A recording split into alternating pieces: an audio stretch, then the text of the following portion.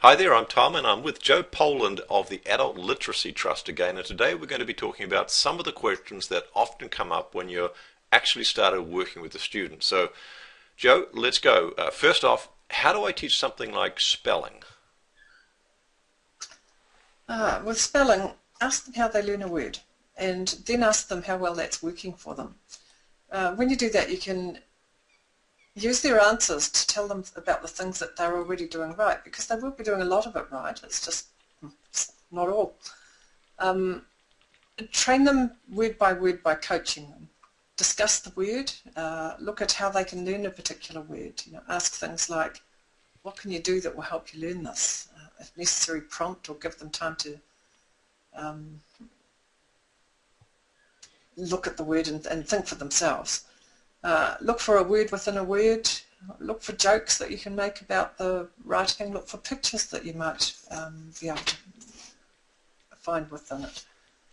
You might suggest pronouncing it differently deliberately, such as ease I instead of easier, so that they remember it's an I in the middle. Examine the syllables. So after all that discussion, often that's all you need before someone will actually remember how to spell the word. But after that, you practice it. You write out a good copy of it, a correct version of the word for the person, and then you ask them to cover it up. Now, when you're doing it online, you type it or you get them to write out a correct version of the word.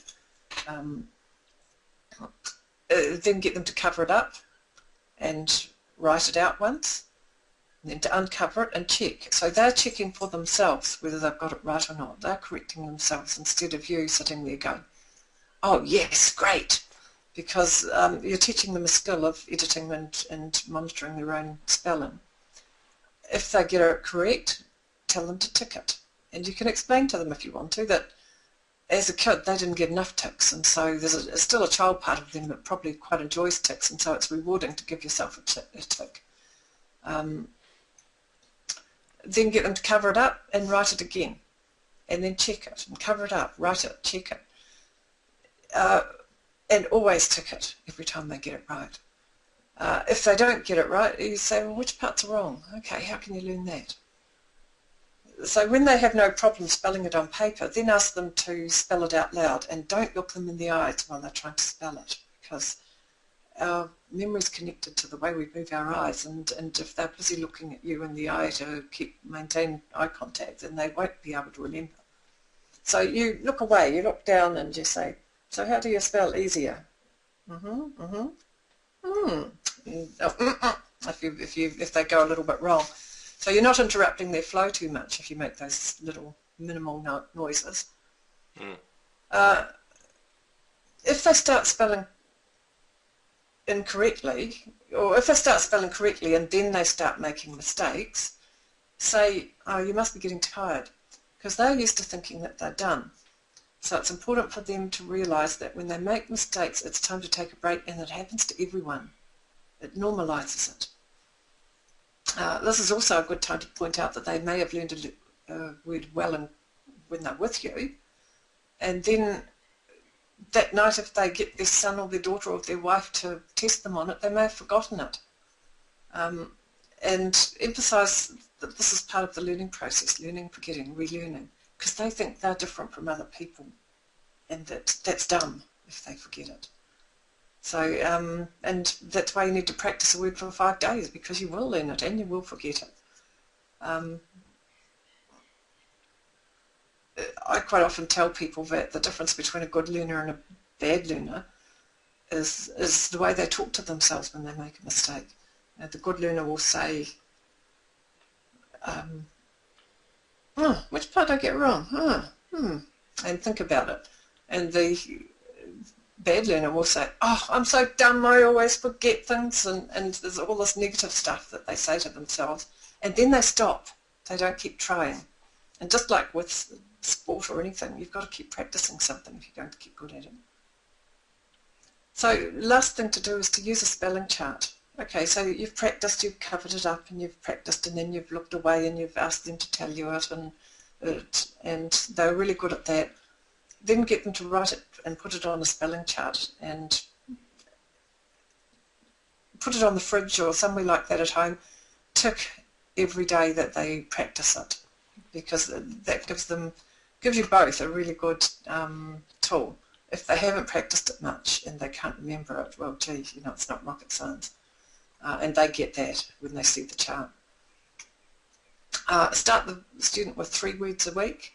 If you would think, at school we had lists of 10 words, but these guys had lists of 10 words and they didn't learn. And if you learn 3 words a week, in a year you've got 120 words that you didn't used to know that you know. So it's quite a lot, just 3 words a week, and it's manageable and it's not overwhelming. So that's how you teach someone to spell. Okay, well, let's say my student seems to be quite intelligent, and he or she learned his 3 words quite quickly last time, and I don't want to treat him like a child and go over and over it again, but let's say today suddenly hasn't remembered a thing. Well, you go back to that thing of it's normal to forget when you're learning. It's the learning and forgetting, and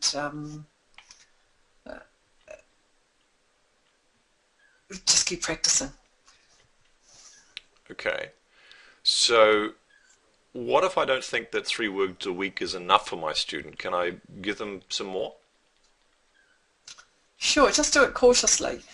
Sometimes a longer list, when you have a longer list, what you find is that there's an element of panic comes in, and suddenly they're learning a bit of one word and they've merged it into a bit of the word below it. It's quite interesting when you see the list and you see the mistakes they're making, because you can see that it is a visual mistake, that they're remembering visually and that they are mixing the words up. So if the person's keen to have 5, or else just learn 3 words for half the week and then learn another 3 for the second half. But just be careful about Overloading them. Overloading them, thank you. And I guess I can always talk to my mentor and talk to the learner for that matter. On the subject of learning words, I read about the 100 essential words or most common used words list. Should I start with that sort of list? I mean, after all, they're the ones the student's going to need the most. It's a really useful list, but only use it to guide you in guiding them regarding which words to choose. Never teach them as lists. Okay. The thing about spelling words with adult literacy is they need to be relevant, and they need to be words that the student uses. And the ones that they've made mistakes with in their writing that day are the ones that have got the put fire in their belly, if you like. They're the ones that are at their learning point. So if your student has written something and there are some of those first 100 words that they got wrong, that's the time to use them. Okay. That's the time to use the lists. Give them priority. All right, so while we're talking about lists, what about teaching tables for maths students? I mean, I really think that you need to learn that stuff off by heart, not the sort of working out stuff that they teach in schools now. What do you think about that? I agree, yeah. Tables are essential, and so are knowing the basic arithmetic facts like 6 and 7 are 13, or 13 take away 7. I think what the schools do is they teach them the working out stuff, but they also teach them tables. It's just that sometimes kids somehow end up not learning those. All right. Maybe they don't put enough emphasis on it. Well, what about with reading?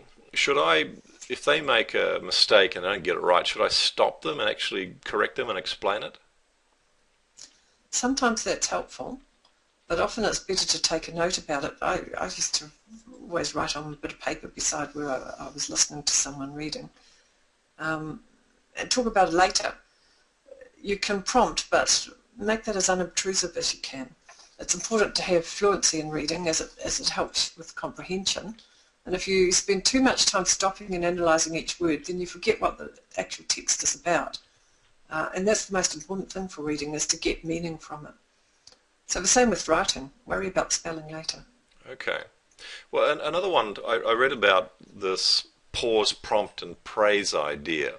But it's difficult to apply it to adults. I mean, I can't really say, "Oh, good girl," like I do with my kids, you know. Yeah, I agree. It would sound patronising. I like what my Te Reo Māori teacher used to do. He would go, mmm. And he'd sometimes, when I did something really surprisingly good, he would say, mmm, which made me feel fantastic. However, an excellent way to praise is also to describe behaviour. It's better to say, I noticed that when you read this time you stopped at every full stop, and you didn't used to do that, than it is to say, wow, your reading's getting a lot better. Because people can't argue with specifics and they know it really did happen, and so they accept the praise better. Okay, there's actually quite a lot to remember, isn't there? And I don't know, I don't think that I'll be very good at it because I'm probably going to forget at least half of what I'm meant to be remembering in the lesson. Yeah, yeah, so would I. So what I do is write notes while the student's reading because I do forget. But there's nothing wrong with going back and saying, look, I forgot to tell you. I remembered later, and, you know, you're a human being. Okay. But in terms of working with a student, there is a lot to know. There's a whole heap I still don't know, though, and I guess the good thing is that you don't need to know it all.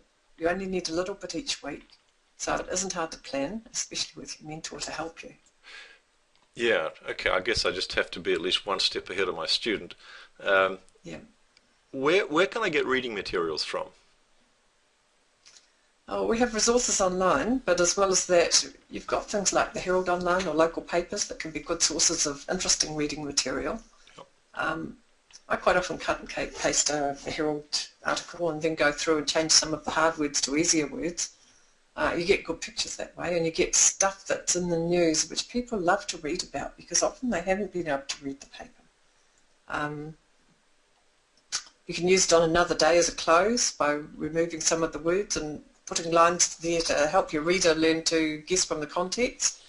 And yeah, so Okay, a great. little bit of work for a lot of payoff. So how do I, well, that's a great idea. That's got me wondering, how do I choose stuff that's at the right level for my learner? Are there any guidelines, maybe some sort of online graded readers? Graded readers sound great, but in general they don't work as well as you'd expect.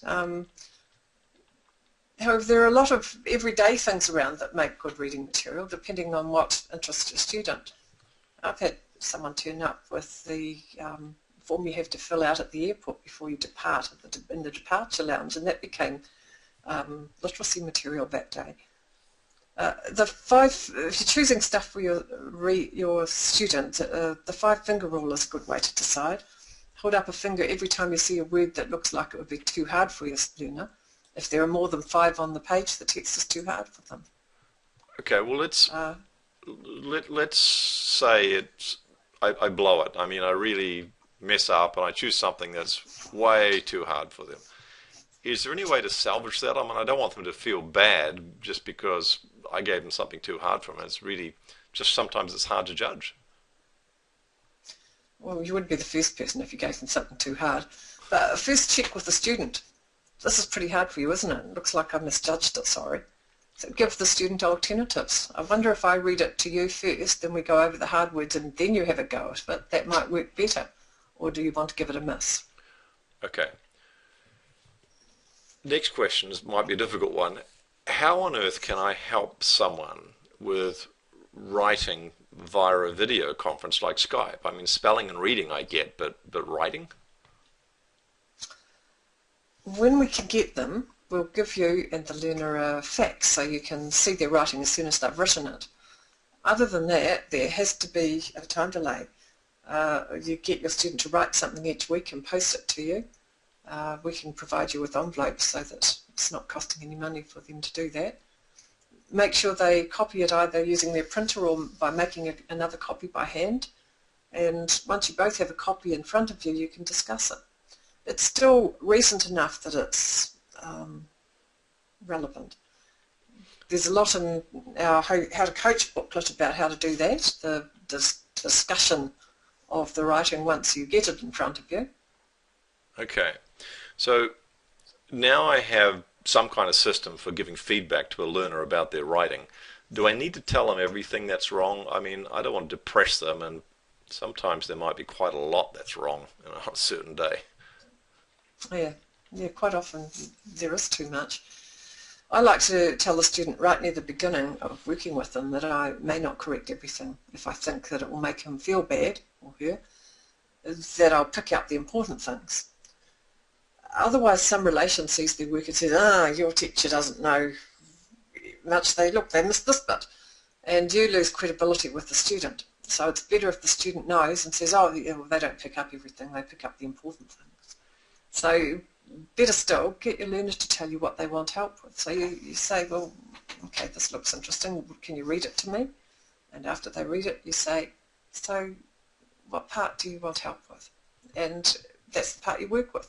Now, if they don't come up with something that they need help with, then you can point out one or two things.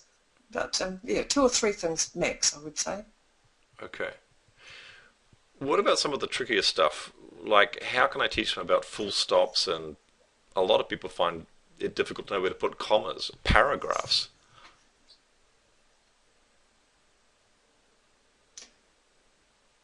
Get them to read writing out loud. When they stop, but there's no full stop pointed out. I noticed that your voice stopped there, but there's no full stop. Okay. And what you'll find is that the next time that they read something and their voice stops, they'll just about gouge a hole in the paper, putting a pencil through a full stop. And after they get good at full stops, do the same with commas, the place where they took a breath. You didn't stop completely there, but you took a breath. I don't see a comma. Paragraphs you teach by planning the writing ahead of time. Each idea has a new paragraph.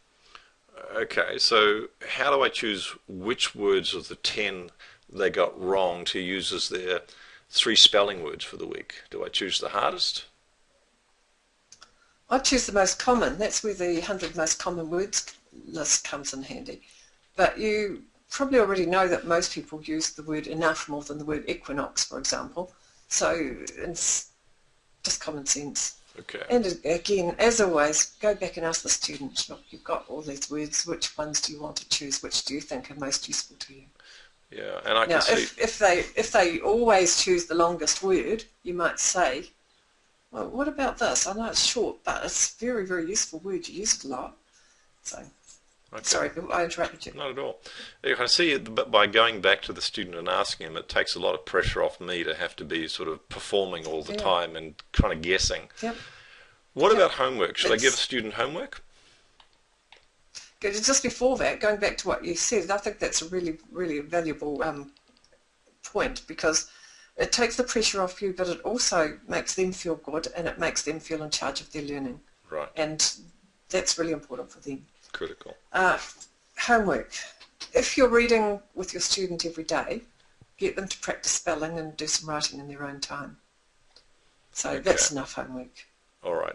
I mean, some people will be reading, they'll just go mad, and they'll be practicing every moment of the day that they can. Okay. What about chatting about other things? How do I keep them focused? I mean, a half an hour is not long. No, and sometimes you can end up being more of a counsellor than, if you're not careful, being more of a counsellor than a tutor. But chatting can be good. You get ideas for writing and ideas for reading materials that will interest the student. And again, you always write notes, because you won't be able to remember it the next time you want to look for reading material unless you write it down in your notes.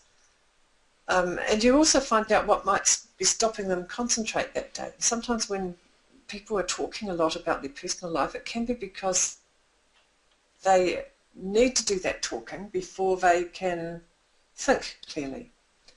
So it can lighten the learning and create a friendship too. It can make learning easier. Don't feel bad about chatting, it's good. Just make sure you spend at least 80% of the time on the learning and not the chatting. It's especially useful if a student seems to be having an off day to stop and describe their behaviour.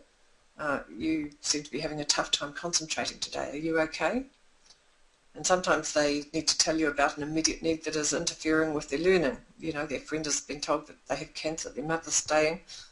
And it's surprising how often that immediate need can be used as a literacy learning activity. Like I said earlier, you know, I ended up with an airport departure tax form one time, and another time reading a tenancy agreement, filling in WINS forms. Okay. All right. So relevant, useful topics for them, whether it's top of mind, can be used actually as a part of the lesson. Well, also the thing that might be giving them a problem can be, if they're being chased up because of a hire purchase thing, you might use knowledge about hire purchase terms in Okay. your theme for that week. All right. What about any other tips you might have? What do new coaches usually do wrong?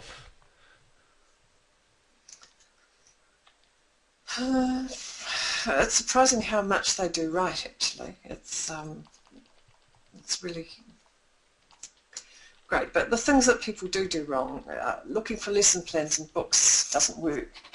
Not when you're trying to tailor the learning to your student. You just waste an awful lot of time looking through books. Okay. And same, yeah. Don't use a sing-song voice like you might use with a child. Don't use kids' books, even if your learner says they don't mind. The exception being a student who wants to read books to their kids, of course. And don't shout. I don't know if you do it, but sometimes when I'm excited about something or interested in something, I talk louder, and it's easy for the learner to feel like you're shouting when you do that. So those are the don'ts. Okay. There's quite a lot to remember. It sounds sometimes it's all a bit overwhelming. It does sound overwhelming, but I guess the good news is that once you're doing it, it doesn't feel like that. I read something once in one of the early chicken soup for the soul books. They did research in America and followed up on kids from a poor area where a lot of kids tended to end up on drugs and jail and gangs, etc. And they found the ones who had gone on to be successful, the ones who had managed to work the system to their advantage, get jobs, education, run their business, whatever. They asked these men and women what had stopped them ending up like the others in their class, and every single one said there was a teacher. At some point, every one of them had a teacher who believed in them, and that changed their lives. Wow. And above all else, that's what coaches do. Joe, thanks for your time again. Thank you.